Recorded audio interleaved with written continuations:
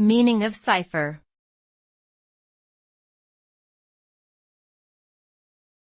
Cypher.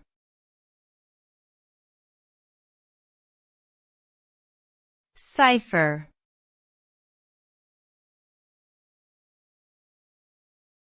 Cypher.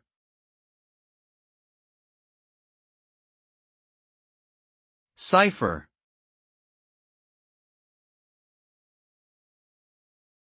The term cipher can refer to a few different things, depending on the context. Generally, it is used to describe a code or system of secret writing.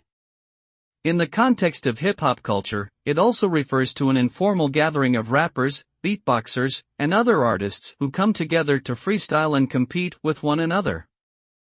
Additionally, in cryptography, a cipher is a method of encoding and decoding messages. Overall, cipher is a versatile term with a range of meanings related to secrets, codes, and creative expression.